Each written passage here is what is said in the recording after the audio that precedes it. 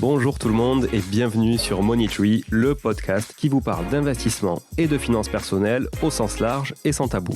Je suis Julien Calamotte, investisseur passionné et auteur du livre à succès S'enrichir grâce à l'immobilier. J'avais envie de partager ma façon d'investir, forcément, mais également de découvrir avec vous de nouvelles façons de faire fructifier notre argent. C'est pourquoi j'ai créé ce podcast pour y recevoir des invités qui nous partagent leur savoir et leurs expériences en toute simplicité. J'espère sincèrement que les échanges que je vais avoir avec l'invité du jour vont permettre d'enrichir vos connaissances autant que les miennes. Je vous souhaite une excellente écoute. Bonjour à tous, bienvenue dans cet épisode. J'ai le plaisir de recevoir Lara Vives aujourd'hui. Salut Lara. Salut Julien. Comment vas-tu ? Très bien. Et toi? Je suis contente, entre Toulousains. T'es de Toulouse, je savais même pas. Ouais, bah oui, bien sûr, bien sûr. Ah, mais cool, mais on va en parler, tu vois. En plus, juste avant d'appuyer sur le bouton enregistrer, je te disais que je voulais pas trop en savoir avant d'enregistrer parce que, tu vois, toi qui écoutes régulièrement le podcast, comme tu m'as dit, tu sais que je prépare pas trop et en fait, voilà, je préfère qu'on se découvre sur le podcast, sur l'épisode, aux oreilles de tout le monde en même temps que tout le monde. Donc c'est parfait. Écoute, tu vas me raconter tout ça. Je suis désolé pour, on va dire, ma présentation. En fait, je suis en train de démolir une suite parentale à la maison et comme, tu sais, c'est férié en France aujourd'hui. Et en fait, Laura, elle m'a calé cet épisode avec toi. Fin de jour férié, tu vois, fin de journée, jour férié. Elle m'a dit, tu veux que je le décale? Je dis, non, non, non, bien sûr, on va le faire, il n'y a pas de problème. Et du coup, je me suis souvenu tout à l'heure qu'on avait un épisode et j'étais avec ma masse, tu vois, en train de démolir du placo. J'en avais plein la tête avec le masque et tout. Et donc voilà, c'est pour ça que je suis pas très présentable. Je suis, bon, même s'il me reste plus beaucoup de cheveux, je suis pas coiffé. Tu vois, j'ai un t-shirt tout pourri avec de la poussière et tout. Bon, voilà. Désolé pour la forme. L'avantage du podcast, c'est que il n'y a que toi qui le vois. Personne d'autre le verra. Bon, Lara, du coup, écoute, ça fait un petit moment qu'effectivement, que je vois que tu suis nos aventures aussi sur les réseaux sociaux. Je suis un peu les tiennes de loin. J'avais vu aussi ton épisode chez Thibaut de Bye Bye Patron, qu'on salue. Il était venu chez toi d'ailleurs, il me semble, Oui, oui, oui, enregistrer. il est venu en mars, ouais. Donc ça, c'est chouette. D'ailleurs, chez toi, c'est où? Tu vas peut-être le dire à tout le monde. Bah alors chez moi, c'est à Buenos Aires, en Argentine. Donc à 11 000 kilomètres de chez toi actuellement. Exactement, donc ça c'est la beauté de la technologie, ça nous permet d'enregistrer à distance. Il est quoi, 13h chez toi, 13h15, il est 17h15 chez nous, donc il n'y a pas tant de décalage que ça au final, hein, mais en tout cas c'est vraiment chouette de pouvoir enregistrer cet épisode avec toi. Moi ce que je te propose c'est que tu te présentes un peu aux oreilles de tout le monde pour qu'ils puissent te connaître, et moi aussi un peu mieux parce que tu vois je savais même pas que tu venais de Toulouse, donc je te laisse te présenter. Ouais, donc Lara, bah, j'ai 32 ans, 33 dans quelques jours. Je sais pas quand sera publié l'épisode. C'est quand ton anniversaire? Le 13. Le 13 novembre, écoute, ouais, ça devrait être publié. Ça devrait être publié. Si ça l'est pas, c'est pas grave, on y pensera. Donc moi, je suis de Toulouse, une vraie Toulousaine. Mes deux parents sont nés à Toulouse, frères et sœurs. J'ai grandi à Toulouse. J'ai peut-être perdu un petit peu l'accent en étant à l'étranger depuis ces dernières années, mais il revient très vite quand je suis au téléphone. Donc je pense que dans cet épisode, il va revenir très très vite. Donc à 20 ans, je suis partie en Amérique latine. Au début, pour faire un échange universitaire, c'est le même principe que Erasmus, mais Erasmus c'est pour l'Europe, donc c'était un échange universitaire avec l'Argentine.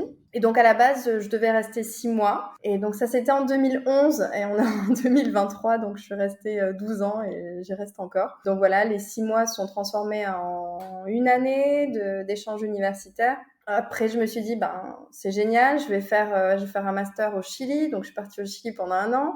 Après, je me suis dit, c'est génial, je vais faire des stages en Amérique latine. Donc, j'étais au Chili, je suis retournée dans une autre ville en Argentine. Je suis allée en Uruguay. Après, j'ai passé 3 ans en Uruguay. Je suis revenue, donc c'est juste un petit pays entre le Brésil et l'Argentine. Et je suis revenue en Argentine il y a 6 ans. Donc, là, plutôt pour m'installer et pour travailler, quoi. Tu avais une appétence à la culture d'Amérique latine ou pas du tout? Non, pas tellement. Enfin, étant du sud, c'est vrai que pour nous, l'Espagne, c'est à 1 heure et demie de route. Donc, mis à part l'Espagne et voilà, cette culture hispanophone, mais sinon, pas vraiment. Un nom de famille hispanique ou pas du tout? Non, non, non. Non? C'est pas mon nom de jeune fille, c'est mon nom d'usage. Ok, bon, bah écoute, intéressant. D'ailleurs, t'es dans quel coin de Toulouse, originaire de Moi, quel je suis coin? sur les coteaux, en Drangueil. OK, bon très bien. Écoute, donc aujourd'hui tu es en Argentine, à Buenos Aires, mais tu as investi pas mal en France. Tu as investi pas mal en France dans l'immobilier. Est-ce que tu peux nous dire justement qu'est-ce qui t'a mis le pied alors qu'est-ce que tu fais peut-être aujourd'hui déjà aussi au quotidien? Et puis qu'est-ce qui t'a mis le pied à l'étrier? Quand est-ce que tu as commencé? Comment tu as fait pour démarrer? Ouais, bah, moi je travaille dans le domaine de la culture et de la coopération. Je suis plutôt dans la partie communication en fait et diffusion des événements culturels. Et en fait, à un moment, je travaillais assez loin de chez moi. Enfin, c'était quand je suis revenue en Argentine en 2017, je me suis dit bon bah faut que je trouve quelque chose et je travaillais à l'université, dans une université argentine pour former les futurs profs de français, les futurs aussi traducteurs de français. Et en fait, c'était assez loin, c'était voilà, il y avait beaucoup de routes, etc. Pour gagner pas grand-chose. Et je me suis dit bon, je crois qu'il y a quelque chose dans la matrice qui marche pas. Je travaille beaucoup, je gagne pas grand-chose, j'ai fait plein d'études, je parle 4 langues. Au bout d'un moment, il va falloir un petit peu repenser les schémas. Et en fait, j'ai simplement écrit sur Google comment devenir rentier, voilà, pour essayer de voir un petit peu comment ça allait marcher. Il y avait pas ChatGPT encore à l'époque, hein? Il y avait non, non, non, parce que ça, c'était en 2018. C'était peut-être sorti pour les geeks, mais pas pour le grand public. Donc j'ai cherché et je suis tombée à l'époque sur le blog de Michael Ferrari. Voilà. Ouais, OK, qui n'a rien à voir avec la marque de voiture d'ailleurs. Non, non, non, non. Peut-être qu'il en a une, je ne sais pas. Et après, ben, YouTube, enfin, il n'y avait pas encore toutes ces formations 2018. C'est vrai que ça paraît très récent, mais en fait, ça a beaucoup évolué. Tout ce qui est formation dans l'immobilier, les podcasts, ben, ça n'existait pas. Il y avait juste Yann Darwin, plutôt sur YouTube. Donc, je crois que j'ai à peu près vu toutes ces vidéos plusieurs fois. Et c'est là où je me suis dit, bon, ben très bien, je vais investir en France, en sachant que, voilà, moi, j'étais en Argentine. J'avais quand même la chance d'avoir un contrat où je gagnais en dollars américains. Donc voilà, pour la banque, c'est toujours mieux face aux pesos argentins qui se dévaluent, se déprécient tous les jours. Donc voilà, je me suis dit, bah, je vais tenter en sachant que moi, j'ai toujours été fourmi. J'ai toujours beaucoup économisé dans ma vie, même quand j'étais très jeune. Donc ce que j'avais gagné ces dernières années en Uruguay, je vivais en coloc dans une petite chambre, je crois qu'elle faisait 5 mètres carrés, mais de toute façon, moi je suis jamais chez moi, je bouge tout le temps. Donc voilà, je dépensais, mais vraiment pas beaucoup. Puis j'étais toujours en vadrouille, donc voilà, j'avais pas besoin d'avoir un logement à 1000 euros ni rien, alors que bon, l'Uruguay c'est quand même très cher comme pays, c'est plus cher que la France hein, actuellement. Et j'avais un salaire à l'époque, donc équivalent. Je crois que c'était 1800 euros, quelque chose comme ça. Et je mettais presque 1000 euros de côté, en sachant que je voyage beaucoup et, et que le pays était à l'époque donc beaucoup plus cher que la France. Tu voyages, par là-bas ou tu voyages, beaucoup plus loin? Ben les deux en fait. J'essaie de rentrer une fois par an en France, à Toulouse, donc ça c'est la base. Et puis de Toulouse, enfin au moins je fais 2 pays européens. Puis après sur le continent latino-américain, voilà. Ça c'est facile là-bas de voyager en avion? Je veux dire, c'est assez abordable, parce qu'il y a des continents où en fait ça c'est très abordable. Tu as des billets d'avion qui coûtent moins cher que des billets de train et tu en as d'autres où c'est très compliqué? Ouais, alors ça a beaucoup évolué ces dernières années. Là maintenant, il y a des compagnies low cost qu'il n'y avait pas il y a 10 ans. Donc il y a 10 ans, je prenais principalement le bus, sauf que les distances en Argentine, ça n'a rien à voir avec la France. Enfin, l'Argentine, pour se représenter, c'est 5000 kilomètres de long, c'est 10 pays européens. Enfin voilà, donc pour aller d'une ville à l'autre, c'est vite 20 heures de bus. Ça se fait, hein. J'ai fait pas mal de fois. Tu vas en Patagonie, c'est 20 heures. Tu vas dans le Nord, c'est 24 heures, etc. Et maintenant, il y a des vols low cost. Donc, il y a 2 compagnies et les billets, ça dépend. Entre 50 et 130 euros, disons. Ouais, OK, donc ça s'est quand même bien démocratisé l'avion, Ouais. C'est OK. pas non plus 10 euros. C'est pas comme en France. Enfin, moi, je voyage pas mal avec Ryanair et j'arrive à faire des voyages assez exceptionnels pour pas grand-chose parce que je prends que des billets simples en fait. Donc je regarde de Toulouse. Ce qui est bien, c'est que on n'est pas obligé d'aller à 300 km. Toulouse, toutes les villes sont desservies. Et de là, ben, je regarde quel est le pays qui est à 15 euros, 20 euros. Donc en fait, c'est complètement aléatoire mes voyages. Donc l'année dernière, j'étais à Luxembourg, j'étais à Malte, j'étais à Stockholm. Mais dans ce sens-là, c'est-à-dire que Toulouse, je suis montée à Luxembourg, je suis redescendue à Malte.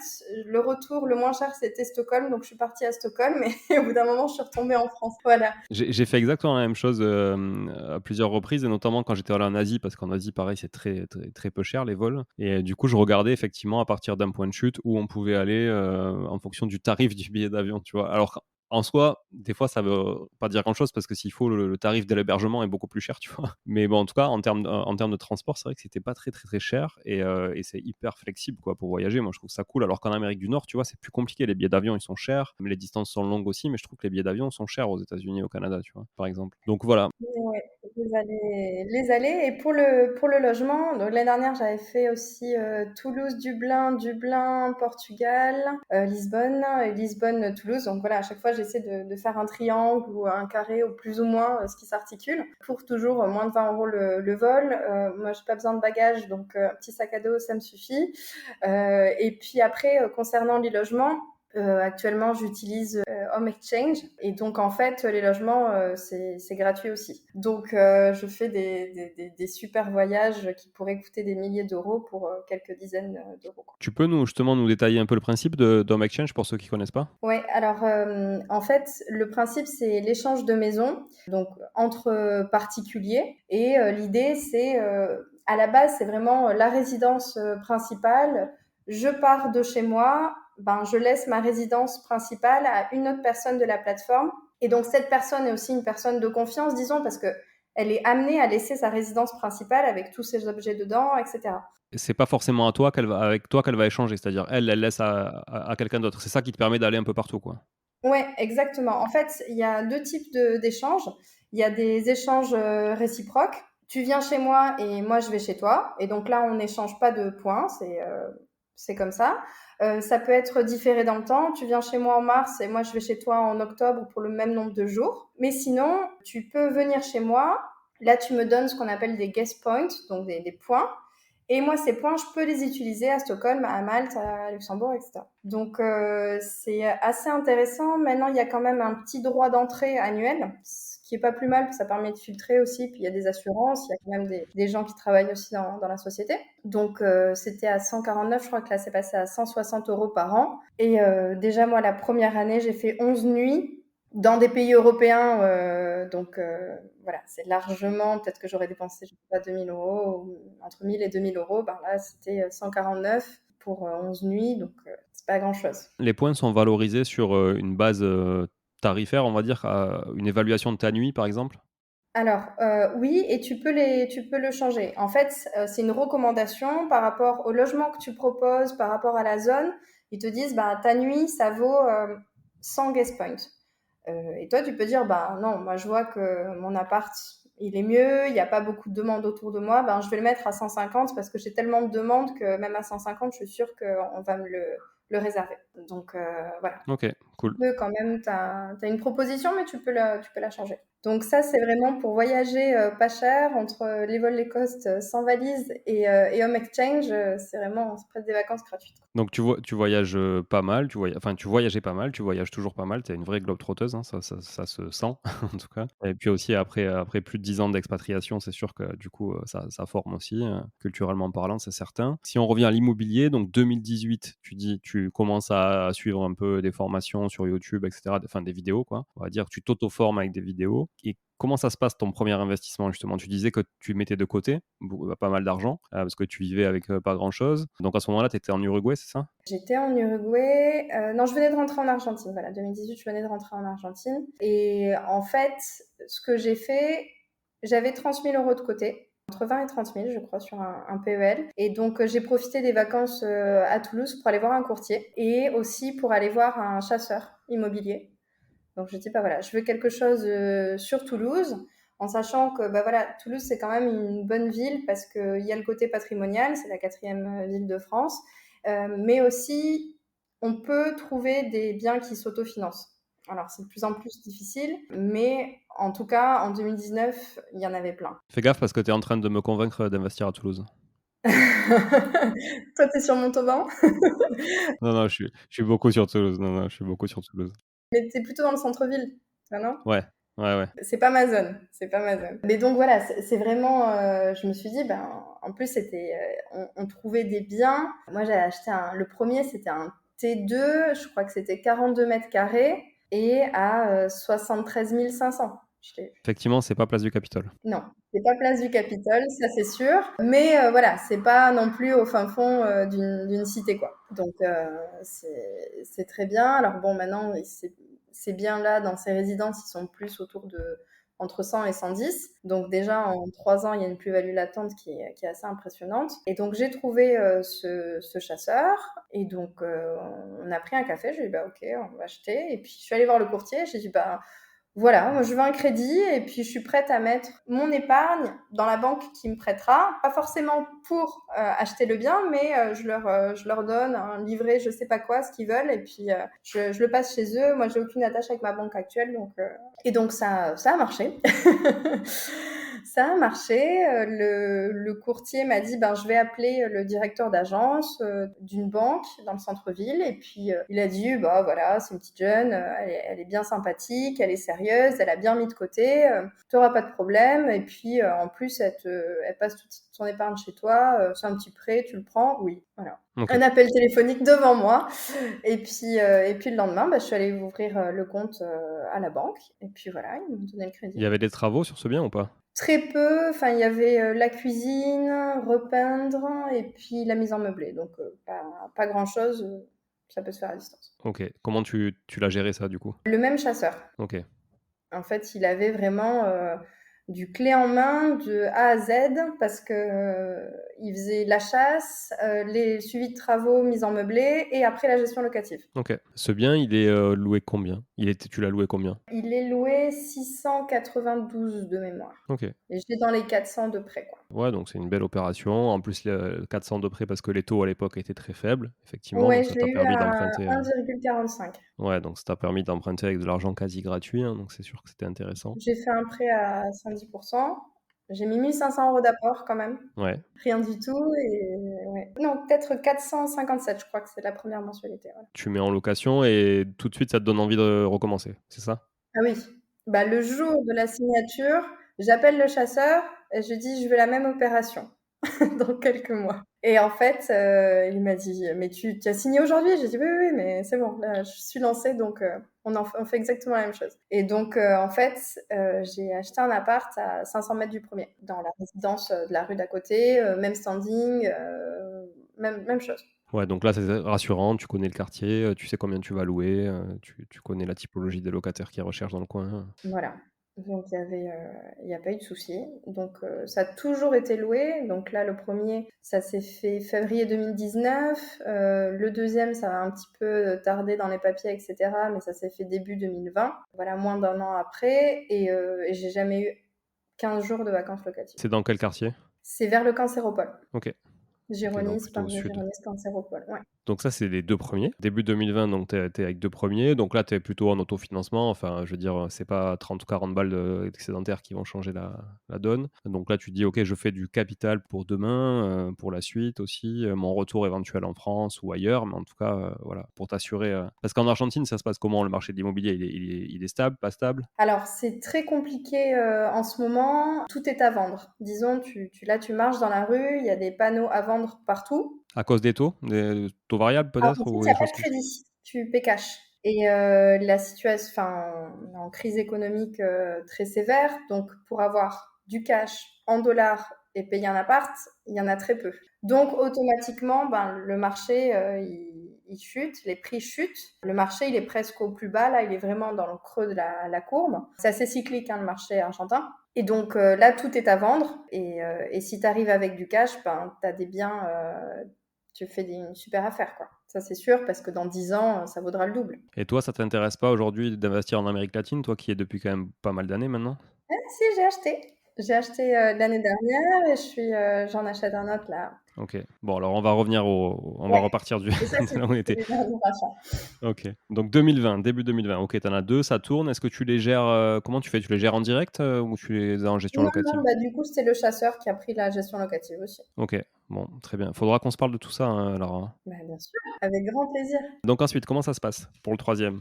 Toujours pareil, même quartier, même, Non, pour le troisième, je suis allée dans une ville à 1/2 heure de Toulouse, dans le sud de Toulouse, donc une ville de 10 000 habitants. En fait, c'était la pandémie et comme tu peux le voir, moi, j'ai du mal à tenir en place, donc je me suis dit: «J'ai que 2 appartements et je peux pas bouger de chez moi». Enfin non, là, dans ma tête, ça explose, quoi. Donc là, je me suis dit: «Bon, bah, je vais regarder, est-ce que c'est Toulouse? Est-ce que c'est la région? Est-ce que je change de ville?» et cetera. Bon, bah, voilà, j'ai commencé à éplucher toutes les annonces. Enfin, je regarde très, très souvent les annonces. Donc j'ai épluché, puis d'un coup, je suis tombée sur cette ville et je me suis dit: «Bon, bah, je vais étudier cette ville». Le nombre d'habitants, est-ce qu'il était en hausse? J'ai vu que ces dernières années, ces 20 dernières années, il avait doublé, disons. Donc on était sur une tendance haussière. C'est vraiment 30 minutes de Toulouse. Il y a un axe qui va rapide à 120 sans payer d'autoroute. Enfin, je me suis dit, bon, c'est très facile aussi quand tu es dans le sud de Toulouse. Et là, j'ai vu un bien qui était à 75 000, je crois. Ouais, 75 000, dans le centre-ville, un T3, un beau T3. Vraiment, enfin,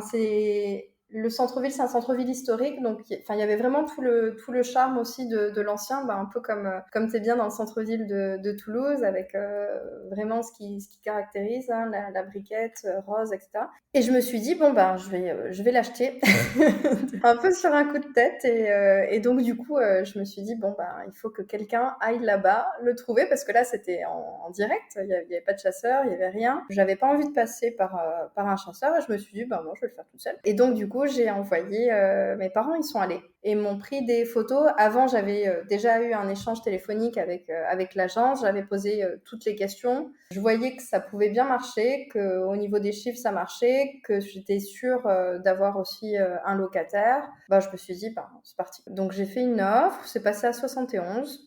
Donc c'est pas mal. Ah, et j'avais mis aussi une fausse annonce, pardon, sur Le Bon Coin, avec des photos de mon premier appartement à Toulouse, parce que je me dis le style ça sera à peu près pareil, meublé à peu près pareil, et en mélangeant un peu les photos de l'annonce actuelle plus mes photos de l'appart.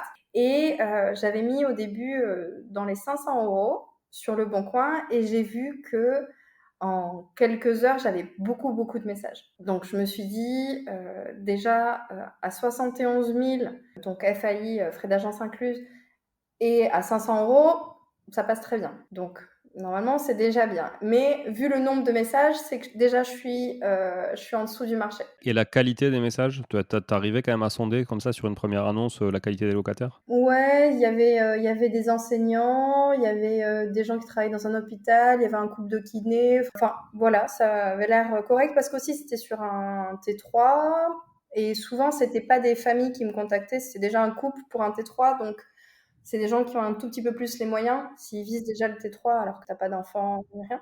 Et il y a un pôle économique, quelque chose quand même à côté, ou des grosses entreprises ou pas du tout? Il y a une grosse zone industrielle à l'entrée de la ville. Genre, il y a un McDo, il y a un Action, il y a j'ai fait mes devoirs, j'ai vu qu'il y avait tout ça dans le coin. Donc voilà, ouais, ça allait marcher. Bon, tu me diras, des McDo, il y en a un peu partout, hein. Oui, ça c'est vrai, C'est ça p c'est c'est vrai. plus trop une référence. Oui, c'est vrai. Mais des grosses chaînes, disons, de magasins qui s'étaient installées aussi ces dernières années.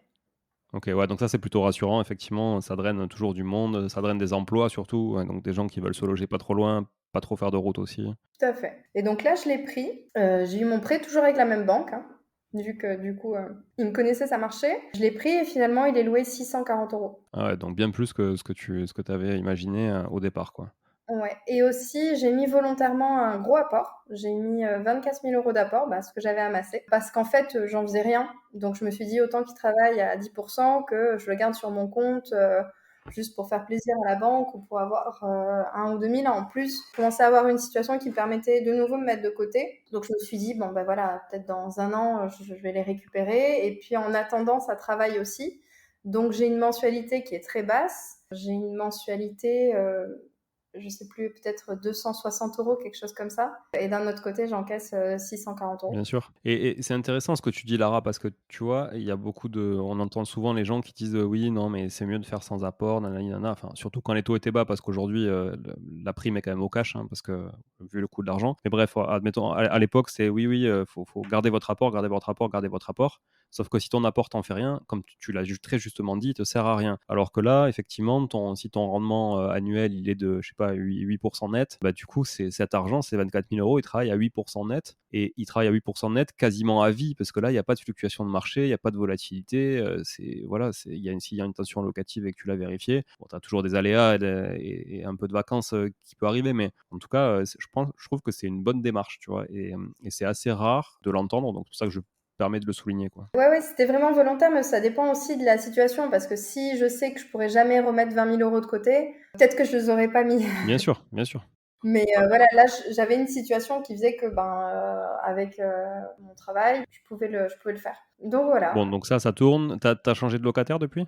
Alors, il y a une personne qui est venue, il sortait de chez ses parents et il allait travailler dans un laboratoire dans la ville d'à côté parce qu'il faisait les tests Covid. Donc là, il a eu, c'était en CDD, mais à chaque fois, c'était renouvelé parce que ça s'arrêtait jamais. Donc, il a eu plus de 2 ans de contrat. Donc, il est resté 2 ans et demi, je crois. Et puis, j'ai eu un changement. Et en fait, ça a changé le jour même. J'ai eu 0 vacances locatives et la personne qui est rentrée il y a 1 an et demi, elle y est toujours. Ouais, il y a un an. Et donc là, quand tu mets ces 24 000 euros d'apport, donc tu te délestes de quasiment tout ce que tu avais en liquidité, est-ce que c'est pas dur de te dire, bon, maintenant il va falloir que je rééconomise, que je reconstitue un apport pour aller continuer d'investir? Ou est-ce que finalement tu te dis, la banque m'a déjà prêté sans apport, donc ça me bloquera pas et je pourrais en refaire un quatrième, cinquième projet sans apport? En fait, j'étais pas inquiète de mettre cet apport parce que aussi, ça me générait du cash flow positif, donc presque, on va dire 400 euros brut, disons 300 euros net,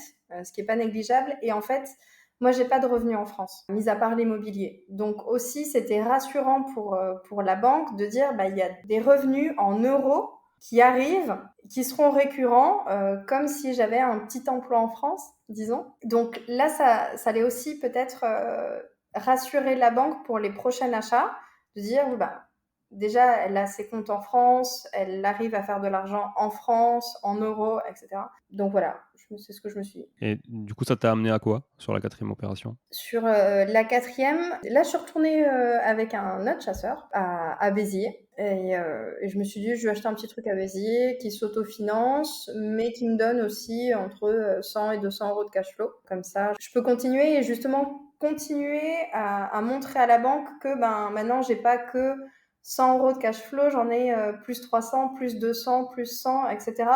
Et que finalement, c'est presque un salaire et qu'elle va pouvoir avoir confiance et s'appuyer sur ça, même si moi, mes revenus, ils sont pas en euros, même s'ils sont en Amérique latine, etc. Donc là, j'ai acheté un grand studio. Alors ça m'intéresse, tu vois, parce que j'ai une très mauvaise image de Béziers, particulièrement sur l'immobilier. Et en plus, tu me dis petite surface, donc ça m'intéresse vraiment beaucoup d'avoir ton retour et de voir quelle typologie de locataire tu as à l'intérieur. Alors, compliqué, Béziers. Alors, c'est vrai que le prix au mètre carré, c'est vraiment donné. Il y a eu quand même, ça a pris de la valeur. Ça a pris de la valeur ces dernières années. Il y a eu aussi un gros travail de remise en état, de rénovation des façades, du centre-ville. Enfin, voilà, la ville a un petit peu repris goût à la vie, disons, parce que c'était assez abandonné, hein. Et donc là, il y a eu tout un plan d'organisme. Tu sais, il y a les actions cœur de ville, etc., qui font que ça redonne un coup de peps. Instauration du permis de louer aussi. Ouais, le permis de louer. Moi, j'avais pas de permis de louer à Béziers, je crois que ma zone, elle y était pas. Par contre, j'ai eu le permis de louer à Narbonne pour un autre bien. Béziers, je l'avais pas. Alors, je sais pas si ça y est, Béziers. Il me semble qu'il y a un permis de louer à Béziers, hein, il me semble. Enfin, en tout cas, s'il n'y en a pas, il devrait y en avoir un. Ouais, c'est clair. En tout cas, dans ma zone, oui, il me semble qu'il y en a un à Béziers, mais pas dans mon quartier. Ok. Parce que c'est aussi, c'est vraiment des zones géographiques bien définies, le permis de louer. Alors, qui c'est qui loue un studio du coup de 30 mètres carrés à Béziers? Alors, j'avais eu un travailleur en alternance, qui était, je crois, chez EDF. Voilà.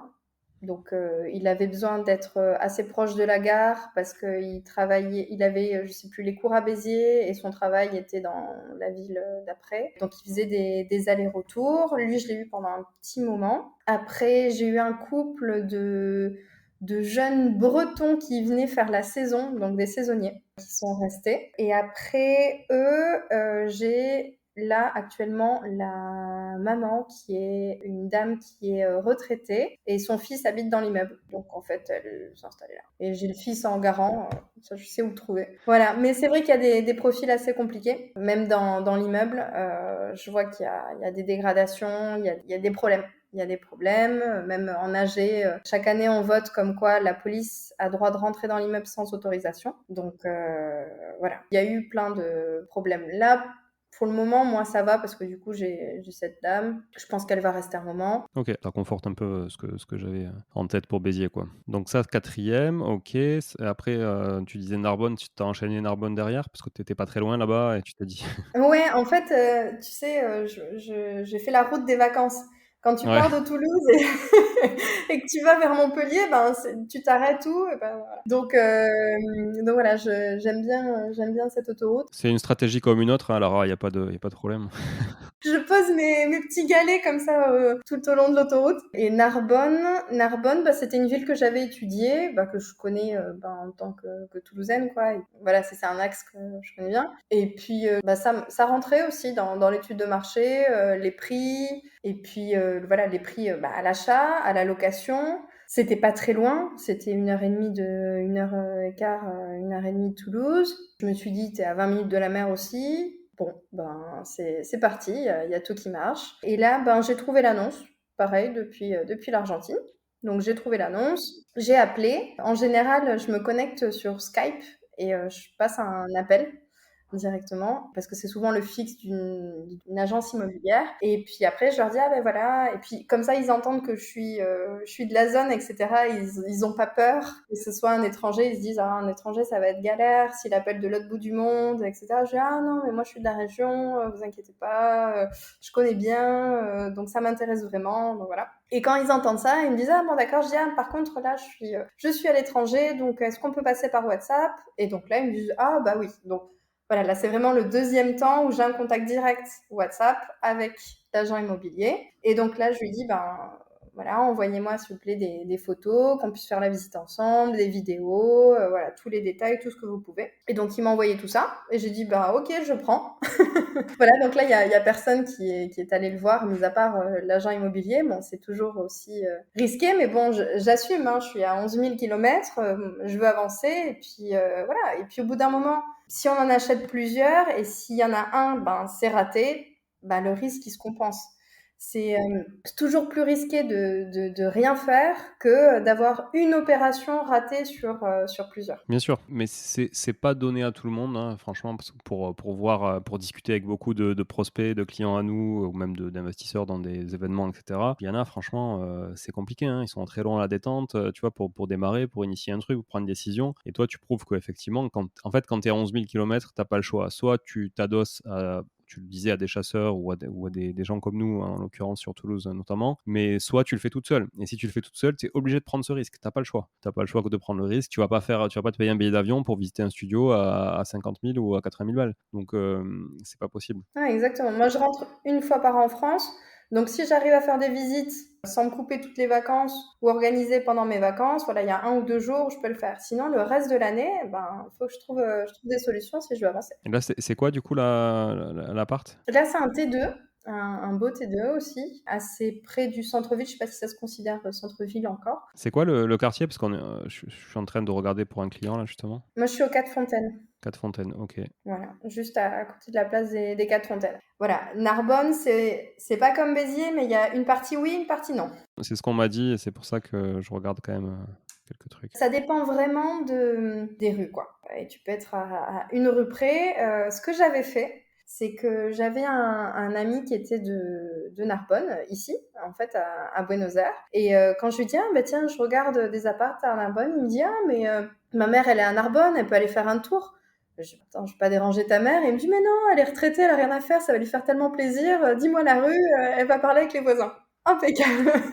Donc j'ai dit, ben voilà, c'est telle rue, c'est tel immeuble. Et donc la dame, très, très gentiment, est allée discuter avec les voisins de l'immeuble, a pris des photos des alentours, comment elle se sentait, elle est allée parler à la petite voisine. Et donc elle a dit, ah ben c'est génial, ce quartier, c'est très bien, les voisins ils sont bien. Donc je me suis dit, ben, c'est bon, c'est validé. T'avais presque trouvé une locataire. C'est vrai. Bon, OK, donc ouais, donc ça, c'était quand ça? Tu quoi là? Tu 2021? C'était décembre 2021. Voilà, c'était le dernier OK. jour de décembre. Donc décembre 2021, tu arrives avec 5 appartements, du coup. Tu démarres 2022 avec 5 appartements, du coup, donc plutôt dans la région, dans la région, on va dire sud-ouest. Parce que c'est délicat ce sud en fait, Narbonne, tout ça. C'est pas le sud-est, c'est pas le sud-ouest, enfin, tu vois? C'est un Non. peu Bah particulier, maintenant, on sait jamais. ils ont dit Occitanie, ça sera tout jusqu'à Montpellier, mais bon, Ouais, voilà, on va dire Occitanie, pas OK. exactement ça. Bon, et là, qu'est-ce que tu te dis? C'est bon, j'en ai assez ou j'en ai toujours pas assez, je suis boulimique? Ah non, moi je suis complètement, boulimique, d'appartements. Moi mon objectif c'était 31. Pourquoi 31? C'était pour la Haute-Garonne. Je me suis dit que ça allait très bien, c'était un chiffre Ça, qui me c'est convenait. vraiment chauvin ça, hein. Ça, c'est un truc de chauvin, tu vois? Je t'ai dit, hein, entre Toulousains à fond, hein. Donc je me suis dit 31 c'est un bon chiffre. 31 tu es quand même, bien rentier parce qu'entre temps, le temps d'avoir 31, ben, tu auras quand même remboursé beaucoup de capital. Ah, c'est sûr. 31 c'est un bon chiffre. 31 ça me plaît. Et puis je trouve que c'est aussi, c'est quand même accessible, si tu le veux. C'est quand même possible. C'est pas j'en veux 1400. Et c'est quoi l'horizon pour arriver à 31? C'est quoi ton horizon temporel?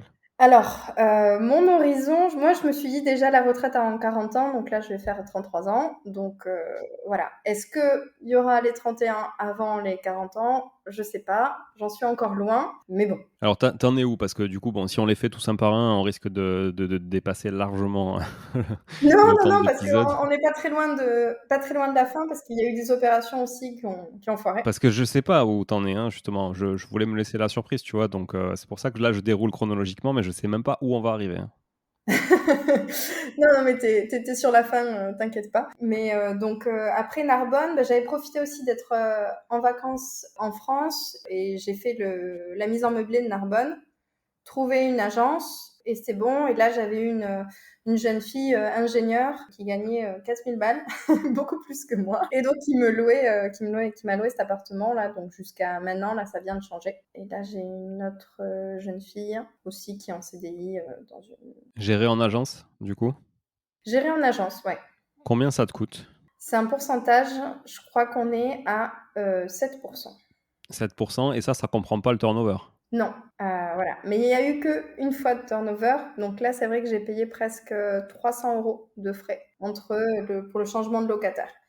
Mais c'était après la première locataire est restée 1 an et demi, ou un petit peu plus. Ouais. Vraiment, je te le dis, Lara, il faudra qu'on se parle de tout ça pour la région toulousaine, parce que nous, on fait de la gestion locative vraiment très, très intéressante pour justement répondre à des investisseurs qui s'y retrouvent pas forcément sur des tarifs comme ça, parce que c'est quand même assez cher. Finalement, ça dégrade pas mal ta rentabilité. Donc, nous, on facture un petit forfait minimum par mois et après, on facture au temps passé. Donc, s'il se passe rien, ça ne coûte rien en fait. Et ça, c'est vachement intéressant. Je le dis pour toi, mais je le dis aussi pour les gens qui nous écoutent, parce que je fais rarement de publicité, d'auto-promo sur ces sujets-là. Et pourtant, à chaque fois que je parle de cette offre de gestion locative à des investisseurs comme nous, du coup, ils en sont ravis et ça les convertit. Donc voilà, je le dis à tout le monde, je te le dis à toi, on pourra en reparler aussi si besoin, en tout cas sur 1 heure autour de Toulouse, quoi. Voilà. Non, super, super intéressant. C'est vrai que pour Béziers, là, par exemple, c'est une auto-entrepreneur qui fait c'est un fixe, c'est 25 € par mois. Voilà. Donc là, il y a pas de pourcentage. Et pour le troisième appartement dans le sud de Toulouse, dans une ville au sud de Toulouse, là, je le fais en direct.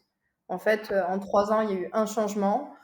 Donc, le locataire, il accepte d'ouvrir sa porte pour les visites. Et puis, il y a juste, il faut envoyer quelqu'un pour l'état des lieux de sortie et entrée qui se fait le même jour. Et puis, voilà.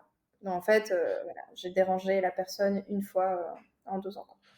Ouais, ouais, c'est ça. Donc, c'est pour ça qu'on a fait un modèle qui s'adapte vraiment aux besoins. Et encore une fois, s'il se passe rien, on facture rien. Et s'il se passe beaucoup, bah, du coup, tu payes beaucoup, c'est normal, mais c'est comme ça. Ok, donc allez, 5, 6. Il est où le sixième? Le sixième, il est à Buenos Aires. Parce Ok. que du coup, comme je te disais, ouais, le marché, il a bien dégringolé. Et puis, un jour, en allant marcher, j'ai regardé des annonces. Et puis là, j'ai vu des biens à 50 000 $. Et je me suis dit, mais à quel moment Buenos Aires, il est à 50 000 $? En sachant que Buenos Aires, tu as tout.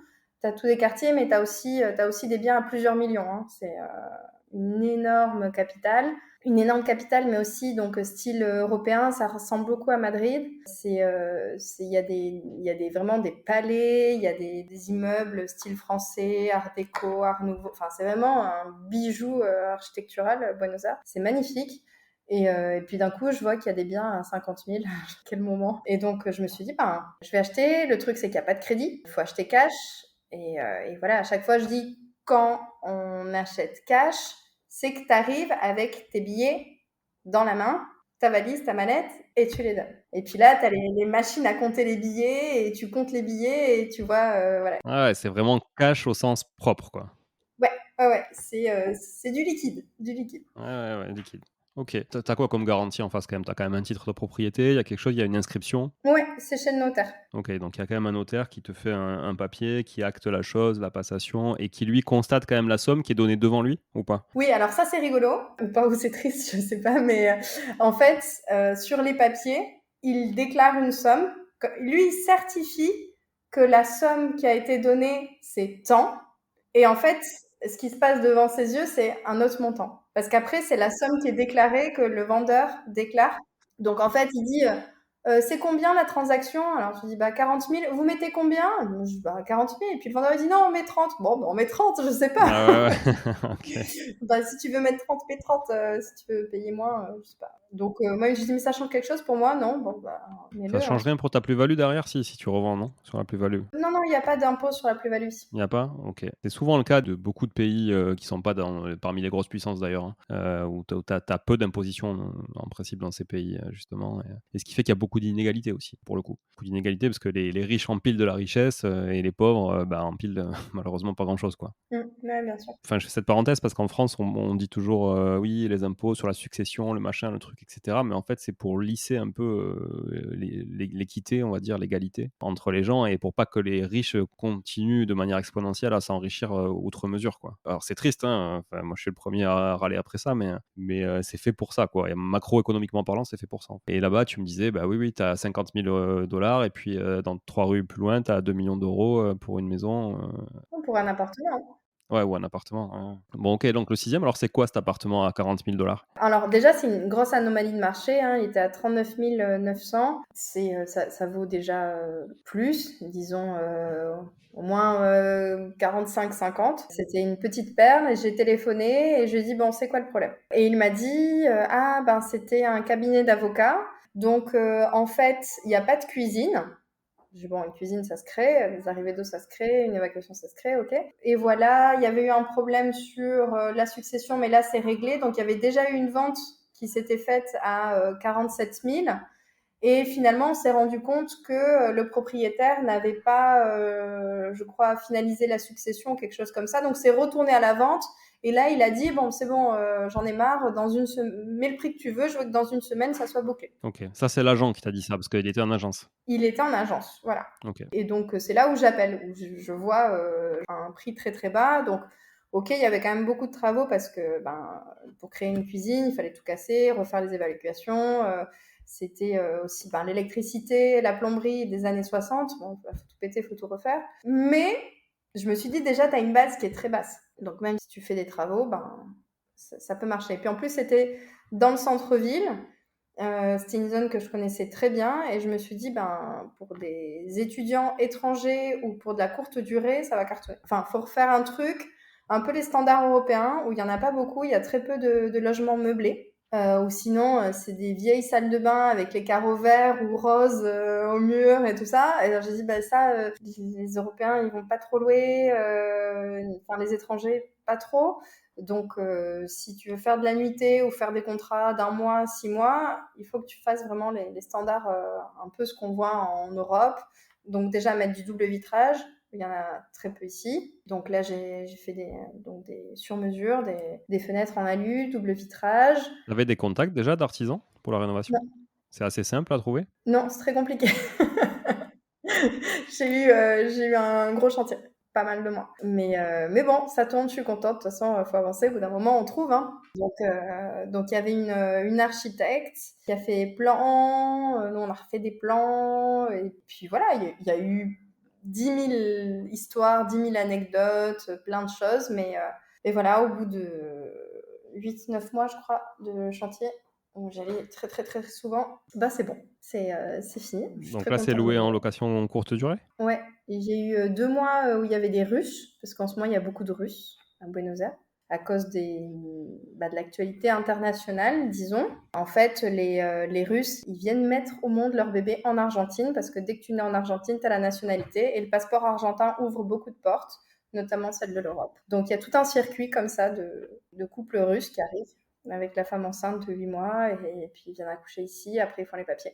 Donc j'ai eu des Russes pendant 2 mois. Tu le gères toi-même, l'appartement? Ouais. OK, et tu as trouvé une femme de ménage, assez facilement aussi? Ouais, ouais, bah, celle qu'il y avait chez moi. Les plateformes, c'est Booking, Airbnb? Booking Airbnb. Et après, moi, je poste aussi sur Facebook, sur des groupes Facebook. Je m'en sers que pour ça, que ça soit les groupes de digital nomades, bah, les Russes en Argentine, les Colombiens en Argentine, les Français en Argentine, les machins en Argentine. Je poste, ça marche aussi. OK, bon, ça marche. La fiscalité, c'est quoi là-bas sur les revenus, locatifs? Ben, y en a pas. Il y en a pas du tout? Non. OK, et justement, c'est une question, alors là, c'est une question sur les revenus en France. Tu es comment? Tu es LMP du coup? Ouais, je suis LMP. Parce que du coup, j'ai aucun autre revenu que les revenus meublés. Donc, je suis passée LMP, ouais, il y a 2 ans. OK, donc là, on est à 6. Il nous en reste, 25 avant d'arriver à 31. Après, il y a une opération qui a été avortée, qui m'a pris 1 an et demi de mon temps, beaucoup, beaucoup de papiers, régulations, et cetera, qui étaient à Lézignan-Corbière, donc pareil, sur ma route de l'autoroute, là, juste avant Narbonne. Donc, bon, là, je vais pas en parler, j'en ai parlé sur le podcast de Thibaut, Bye Bye Patron, qu'on embrasse. Que vous pouvez aller écouter pour, d'autres histoires de Lara, du coup. Oui, on a fait 2 podcasts avec Thibaut. Mais donc voilà, ça c'est pas fait, mais ça m'a pris beaucoup de temps, beaucoup d'énergie, donc plus d'1 an et demi, et puis il y a quelques jours de la Alors juste, signature. dis-nous pourquoi ça s'est pas fait, juste la raison. Ouais, ça s'est pas fait à cause de la copro, disons, et des habitants de la copro qui étaient... C'était pas un squat, mais c'était compliqué. OK. C'était compliqué, donc j'ai préféré me retirer. Donc là, tu as eu envie de te rattraper? Ouais, ouais, ouais. Donc voilà, ça c'était il y a déjà 1 an que j'ai pas signé, après 1 an et demi de démarche. Et donc là, j'étais en France en août-septembre. J'ai visité un bien sur lequel j'ai fait une offre qui a été acceptée à Carcassonne, donc pareil, toujours sur ma route d'autoroute. Donc là, C'est on pas va la on est plus facile, hein, pour circuler, franchement. Tu aurais pu prendre, un autre axe, hein. C'est souvent galère, même si maintenant ils essaient de rajouter péniblement une voie partout, de plus, mais c'est... Ouais, mais je vais essayer. Peut-être pour les 25 prochains, je prendrai un autre axe. Ouais, prends l'axe de la côte basque, il y a moins de monde quand même. Ouais, ok, allez. Défi Tu peux relevé. aller à Pau, tu peux aller à, tu vois? Tu peux aller à Tarbes, tu peux aller à Lourdes pour la location courte durée, Ouais, c'est vrai, je m'étais vachement intéressée en plus à ces 3 villes, et j'ai vu que Pau, c'était un peu saturé, quoi. C'était bien, il y a 5 ans, ça s'est un peu saturé, les colocs à Pau, les trucs. sans, voilà, sans trop juger, mais un peu comme toutes les villes que tu as citées, hein, où en fait, Béziers, Narbonne, Lézignan, c'est là où, bah, il y a 3 investisseurs qui ont beaucoup de followers qui y vont, tout le monde y va, et c'est vrai que, voilà, il y a eu Perpignan 3-4 ans avant, il y a eu, enfin, et du coup, tu vois, ça a découlé un peu, voilà, donc bon, je pense qu'il y a d'autres villes qu'on connaît moins dans le nord aussi pareil, tu vois, ou dans d'autres régions de France. Mais oui, je suis d'accord avec toi, ça sature, Pau notamment sur les colocs, ça sature quand même pas mal, quoi. Parce que bon, OK, il y a des étudiants à Pau, mais c'est pas non plus Montpellier, Toulouse, ou Paris, quoi, hein, en termes de volume. Donc, bon, OK, donc là, tu es allé à Carcassonne. OK, il y a un très beau château, une très belle cité médiévale pour ceux qui Ouais, celles et ceux qui magnifique. connaissent pas. Ouais, 2 millions de visiteurs par an. ouais, beaucoup d'anglais qui viennent aussi, de partout dans le monde d'ailleurs, mais quand même pas mal aussi d'anglais, et un magnifique feu d'artifice pour le 14 juillet. Exactement. Tous les Toulousains vont là-bas en général. Il y a la queue, Mais tu sais que maintenant de l'autoroute, ils laissent pousser, j'ai remarqué ça l'autre fois, ils laissent pousser des arbres ou je sais plus ce qu'ils ont mis pour justement que tu puisses pas voir la cité de l'autoroute, et encore moins le feu d'artifice pour pas, tu vois, que ça soit dangereux, quand tu passes sur l'autoroute, quoi. Ouais, c'est vrai qu'on la voyait moins. À chaque fois, moi, je regarde le château, la cité, et là, c'est vraiment entre 2 buissons là qu'on la voit. Ouais. Ouais, ouais, c'est vrai. Donc là, tu as acheté quoi là-bas? Carca, donc c'est un T2, 44 mètres carrés, donc un grand T2 quand même, qui est déjà loué en nu. De toute façon, moi, comme j'ai pas d'autres revenus en France, j'ai encore un peu de marge sans impôt pour être sur des revenus fonciers. Donc voilà, je me suis dit, ben, je vais acheter plusieurs biens en nu jusqu'à arriver un peu à la limite du foncier, payer des impôts. Donc, je sais pas, moi, avoir 1000 euros par mois en revenus fonciers, quelque chose comme ça. Le quartier est très bien, l'immeuble est très beau, l'appart, beaucoup moins. Va falloir tout refaire, donc va falloir que le locataire s'en aille et tout retaper, quoi. Ok. Donc là, c'est combien le loyer à peu près? Il est à 380. 380, ouais. Bon, il est sous-loué, j'imagine, mais quand tu vas le rénover, tu augmenteras le loyer. C'est ça. Bon, donc là, on est à 7. Alors 6 en France et 1 en Argentine. Ouais, et là, je suis sur aussi une autre opération en cours en Argentine. J'espère que je vais pas me porter la poisse parce que du coup, j'en ai pas encore parlé de ces 2 opérations, mais Bah, j'espère que ça va aller à au mon avis, bout. t'en feras d'autres, hein. T'en feras d'autres, c'est pas grave, hein, si. Oui, c'est sûr, c'est sûr. En fait, pour l'appartement à Buenos Aires, j'avais fait un dégât des eaux chez la voisine à un moment. Et c'était parce que j'avais refait toute la plomberie, donc je me suis dit, c'est pas possible que le dégât des eaux soit chez moi, mais justement, une jonction qui a pas été bien faite au niveau du lave-linge. Sacrés artisans. Voilà, voilà, voilà. Mais c'est pas bien grave. Donc, et bah, du coup, on a profité pour pour parler avec la voisine qui venait de changer. Donc, je me suis dit, ah, mais vous venez d'acheter. Elle dit, ah non, j'ai fait un. Ah, bah, c'est un autre concept ici, c'est un échange de maison, en fait. Donc, c'est une transaction contre une transaction. Même aussi je fais un petit aparté. Par exemple, dans les annonces immobilières, il y a marqué j'accepte les échanges ou d'autres choses comme partie du paiement. Donc, par exemple, si tu as une voiture, tu as un petit appart à la mer et tu as un bateau et 20 000 balles, ben, peut-être que tu peux t'acheter. Tout est négociable. C'est vraiment du troc. Ouais, il y a une partie de troc, voilà, et il y a une partie, par exemple, tu dis, bah, j'ai pas la somme, comme il n'y a pas de prêt ici, faut que tu aies 100 000 dollars en liquide, 50, etc.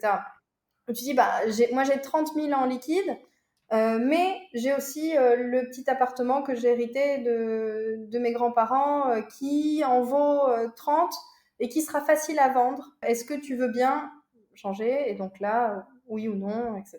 C'est génial. Franchement, moi, je trouve ça génial. Ouais. Bah, c'est la base du commerce. Ouais, exactement, c'est la base du commerce. Non, c'est super intéressant comme démarche. Bah, aussi, voilà, si t'as pas de liquidité, ben, tu peux faire autrement. Et donc là, le cas de cette dame, c'est que elle avait une maison, elle est l'architecte, une très belle maison, 200 mètres carrés, mais dans un tout petit village au fin fond de la province. Et bah, en ce moment, le marché, il est difficile. C'est déjà dur de vendre son bien parce qu'il faut qu'il y ait un acheteur derrière qui ait du cash. Et donc, elle a dit, ben, il y a une personne de son village qui a dit, ben, moi, ça m'intéresse vraiment ta maison. Et j'ai un petit appart dans le centre-ville de Buenos Aires. On fait un échange. Alors que sa maison vaut beaucoup plus. Mais il faudrait peut-être qu'elle attende 5 ans, 10 ans, qu'il y ait un acheteur qui passe et qui dit, ben, moi, je veux bien vivre dans ce village, dans ta superbe maison. Donc, voilà. Ce qu'elle a changé, c'est même pas le coût des matériaux de sa maison. Mais elle veut changer de vie, etc. Bon, ben, tant mieux. Et donc, l'homme de son village prend la maison et lui, il avait un appartement hérité dans le centre-ville de Buenos Aires, qui est mon voisin. Et elle s'est dit, c'est toujours plus facile de vendre dans la capitale, même si le marché est difficile, que de vendre ma grande maison à la campagne. Mais elle y habitait quand même. Non, elle n'y habitait plus. Ah, elle y habitait pas. Non. Donc elle a fait cet échange. Donc là, on est dans les papiers de l'échange. Là, c'est bon, ça vient d'être certifié. C'est bien elle. Et du coup, elle le vend. Elle le vend. Parce qu'elle a Ok. dit, moi, je l'échange pour après pouvoir le vendre à quelqu'un, mais j'y connais rien, fais-moi une offre. Ok. Elle a été d'accord. Ouais. Ok. C'est quoi? C'est exactement le même appartement? Même configuration? Non, il est beaucoup plus biscornu. Enfin, la distribution, elle est pas top. Mais de toute façon, moi, je veux tout dynamiter, tout refaire et en faire du Airbnb. Du coup, je vais partir sur quelque chose de thématique. Comme ça, la distribution, il y aura peu d'importance. Et pour du Airbnb, donc voilà, une personne qui passe 2-3 jours, c'est pas très grave si le salon est petit, la cuisine est très grande, quoi. Ok. Et c'est quoi le prix là du coup? Bah, du coup, première offre à 30 000, contre-offre à 35 000. On s'est mis d'accord, on a coupé la poire en deux à 32 000 et quelques, et puis je prends en charge les frais de notaire. Ok. Qui sont de combien les frais de notaire là-bas? Alors, c'est un pourcentage 1,5 à peu près. Ok. Donc, il y a une partie vendeur et une partie acheteur. on se répartit. Donc, il y a un et quelques pour le vendeur, 2% pour l'acheteur ou le contraire, quelque chose comme ça. Donc, en gros, ça me ferait 2 000 $. Et c'est plutôt des taxes ou c'est quoi la rémunération du notaire là-dessus? Ouais, ouais, il y a beaucoup de taxes et puis il y a une partie aussi d'honoraires. Ok, Peut-être sur 2 000 €, tu as 600 € d'honoraires quand même. d'accord, ok. Il y a une question que je t'ai pas posée, Lara, c'est le dernier bien que tu as acheté en France, donc à Carcassonne, c'est aussi la même banque qui te finance? Ouais, enfin là, c'est en cours. J'espère qu'ils vont y mettre l'offre. Mais du coup, je profitais des vacances pour aller voir la conseillère que j'avais jamais rencontrée, la nouvelle conseillère. Et nous voilà, c'est passé. Bon, très bien. Il te demande de l'apport, du coup, j'imagine, en ces temps, en étant expat? Ouais, il me demande 10 000. Ouais, ce qui est assez correct, hein, c'est ce qui se fait en ce moment, compte tenu du montant que tu nous as donné tout à l'heure, quoi. Bon, très bien. Écoute, c'est intéressant. Donc, si on récapitule, du coup, je ne veux pas me tromper, ça fait 7 et un huitième en cours? Ouais, le septième et le huitième en cours. Ouais, oui, le septième et le huitième en cours, OK. Donc ça nous fait quoi ça? Ça nous fait, combien il t'en reste? 33? 23 pardon, pour arriver à 23? 23. OK, 23 et il te reste 7 ans. Donc, il faut que tu en fasses, 3 par an, à peu près. Franchement, 3 par an, c'est pas 3 fois 7, impossible, hein. 21, allez, 2 en bonus parce que, on va dire que ça sera du bonus, ça sera plus facile sur la fin, parce que tu auras récupéré du cash du début. Donc, OK, 3 par an. Ouais, ça se fait, ça se fait. Franchement, ça se fait. Écoute, je peux t'en vendre quelques-uns si tu veux. Ça va te faire aller plus vite. Ah oui, oui, oui. Juste la banque me suive, mais je suis preneuse, hein. Ouais, mais moi, j'arriverai pas à te donner, des rendements comme tu as sur tes apparts. Ce sera moins intéressant en termes de rendement, donc faudra que tu achètes autre chose. OK, bon, bah, cool, écoute, c'est chouette. En tout cas, félicitations pour tout ce que tu as fait, surtout de le faire à distance. Voilà, de le faire en plus dans 2 pays différents, ça, je trouve ça très, très chouette, très intéressant. Tu vas avoir des problématiques de fiscalité qui vont arriver assez vite, je pense, si tu arrives à 31 surtout, donc il va falloir que tu règles. Ça dépend. Peut-être que si j'en achète un petit peu plus ici, la fiscalité, elle est réglée, quoi. Ouais, elle sera gommée, c'est sûr. Elle te permettra aussi d'assumer la fiscalité que tu pourras avoir en France, ça pourrait se compenser. Ouais, parce qu'aussi la taxe foncière, c'est là, en taxe foncière, tu veux deviner combien je paie là pour Alors, c'est quoi les mon surfaces? appart alors c'est 30 mètres carrés Ouais, dans le centre-ville de la capitale. ouais, 30 mètres carrés, je dirais, bon, si tu me dis ça, c'est que c'est pas cher. Allez, je dirais, 150 € par an? Non, 30 par an. 30 € 3 par an? euros. Oh là là, Ouais, 3 € et quelques par mois, quoi. c'est fou, ah ouais, pour une capitale, quoi, une capitale qui est quand même assez conséquente, quoi, d'un pays, qui est pas tout petit, quoi. Écoute, moi, tu vois, j'ai acheté un T2 cette semaine, en centre-ville de Toulouse et j'ai reçu la taxe foncière. En fait, le notaire vendeur dit à mon notaire, «Ouais, on n'a pas reçu la taxe foncière 2023, encore, bon, j'ai 115 €, j'ai 115 € moi, à ma connaissance» et on lui dit: «Non, mais c'est pas possible que ce soit 115 €, c'est impossible» et tout ça. Et écoute, je récupère les clés, j'ouvre la boîte aux lettres dans l'appart, il y avait la taxe foncière, du coup, reçue, par courrier. J'ouvre et c'était 115 €, tu vois? Et là, j'ai halluciné. Vraiment très, très pas cher parce que sur mes autres T2, je suis plutôt à 1 000 €, tu vois? Sur, 1 100 des fois, sur le centre-ville, et là 115 €. Et des fois, il y a des anomalies comme ça sur les taxes foncières, je comprends pas. Je sais pas d'où Trop ça bizarre. vient, mais 30 €, c'est vrai que c'est vraiment, vraiment pas cher pour le coup. C'est, OK. Pour résumer, en Argentine, c'est quand même bonnard parce que tu as taxe foncière quasi inexistante, on est d'accord. Ouais, Pas d'imposition sur l'usufruit, donc sur les loyers perçus. Pas d'imposition sur la plus-value éventuelle à la revente. c'est ça. Bon, par contre, pas d'accès au crédit. Donc c'est sûr qu'il faut du cash, mais c'est la loi de marché, quoi, hein. C'est-à-dire, il y a du cash, tu peux acheter, il y a pas de cash, tu es moins fort. Voilà, c'est comme ça que ça marche. Tu en as besoin, tu es faible, tu en as, tu es fort. C'est la loi la loi de l'économie. OK. Exactement. Donc j'ai envie de dire, c'est pas mal. Moi, je trouve ça sympa. Et est-ce qu'il y a moyen quand même d'aller emprunter ailleurs est-ce que tu t'es renseigné pour emprunter ailleurs et investir en Argentine ou pas? Ouais, tu peux toujours emprunter en France. Tu peux hypothéquer un bien, en France et puis, investir à l'étranger. Ça, c'est une règle, en général, hein, pas forcément pour l'Argentine et sinon, si tu as un peu de côté et tu as besoin d'un petit montant, tu fais un crédit conso en France et tu ramènes ici. OK. Est-ce qu'il y a des prêteurs sur gage ou des choses comme ça aussi, en Argentine? Ouais, il y en a, surtout, en pesos et les taux, ils sont hallucinants. Ouais, peut-être 250, des choses comme ça, quoi. Ah ouais, putain, c'est vraiment pour la survie, quoi. Bah, il y a une inflation qui est, donc là, on est au mois de novembre, qui est déjà de presque 150 depuis le début de l'année. C'est dingue. Ouais. Et donc, par exemple, quand tu places ton argent en pesos, hein, je parle, en pesos en banque, en ce moment, le taux d'intérêt annuel, il est à 100% quand tu places ton argent dans la banque ou sur des plateformes financières. Et ça peut te donner des intérêts journaliers. Ok. Voilà, tout le monde le fait, mais tu dis, ton argent il est placé à 100%, mais en fait, c'est déjà moins que l'inflation. Ouais, et surtout, la monnaie, elle peut se dévaloriser du jour au lendemain, quoi, très fortement. Oh ouais. Ouais, donc c'est ça, il n'y a pas de stabilité monétaire, donc du coup, effectivement, les taux, ça veut pas dire grand-chose. Ok. Donc toi, tu achètes en dollars, Ouais. et donc il y a vraiment un marché IMO dollar et un marché pesos. C'est deux marchés totalement différents. Tous les biens immobiliers sont en dollars. Ah, tous les biens immobiliers sont en dollars. Ok. Ouais. Ok, bon, intéressant. Écoute, on a fait quasi 1h10 là, un peu plus d'1h10. C'était très très intéressant. Encore félicitations pour ton parcours parce que je le trouve très inspirant. Voilà, déjà moi, c'est vrai que tous les gens qui s'expatrient, je trouve ça super. Et je trouve que ça enrichit et ça donne vraiment une autre vision du monde, de la France. Tu vois, je trouve que tu as un recul qui est différent, donc c'est hyper chouette. Donc merci pour ça. Est-ce que tu veux, pour clôturer cet épisode, nous dire quelque chose sur le fait d'investir quand tu habites à l'étranger, quand tu es expatrié? De se lancer, hein. De se lancer, c'est vrai que si tu es français expatrié, il y a toujours des solutions. Tu peux toujours investir dans ta ville d'origine ou en France. Et avec l'avantage d'avoir un effet de levier, qui est la banque française, quoi. Ouais, qui est plutôt stable, avec des taux plutôt faibles, fixes. Exactement, exactement. Donc il y a toujours une solution pour investir en France, même si tu es à 11 000 km. Ça, c'est sûr. Yes. Où est-ce qu'on peut te suivre? Alors, sur Instagram, je m'appelle Imo Optimiste, ce qui me va bien. Très Donc, bien, je suis d'accord, je valide. donc voilà, avec plaisir, si vous avez des questions, j'y réponds. Ok, bon, allez suivre Lara. Lara, je me suis connecté à ton profil tout à l'heure, j'ai vu que tu étais à 1000 followers tout rond. Il faut que tu fasses une story pour ça. Tous les influenceurs font ça. Faut que tu fasses une C'est vrai, story c'est pour vrai. 1000. Mais j'en ai fait, justement, j'avais 1003, quelque chose comme ça, et je me suis dit, mais c'est génial, je vais lancer un concours pour les 1000. Et puis après, il y en a qui se sont désabonnés, du coup, à chaque fois, j'oscille entre 998 et 1002. Alors, je me suis dit, bon, j'attends que ça stabilise avant de faire le concours. Sinon, le concours sera peut-être à 990.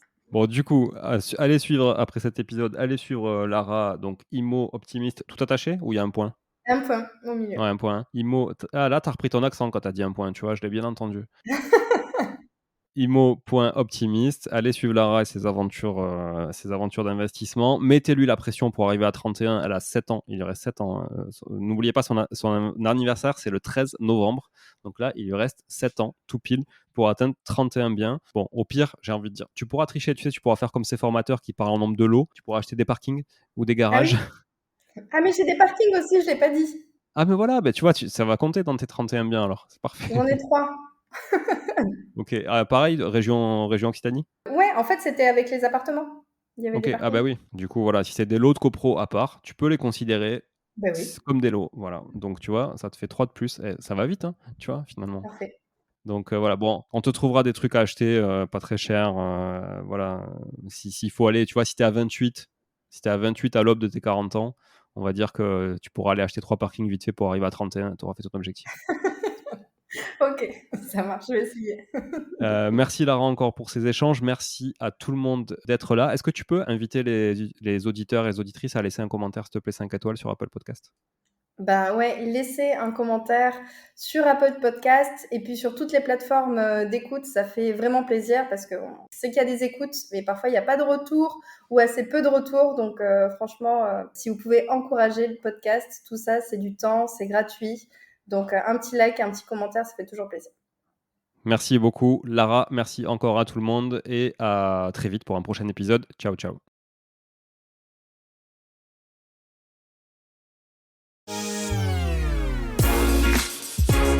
Bon, si vous êtes là, c'est que vous avez écouté jusqu'au bout et a priori, l'épisode vous a plu.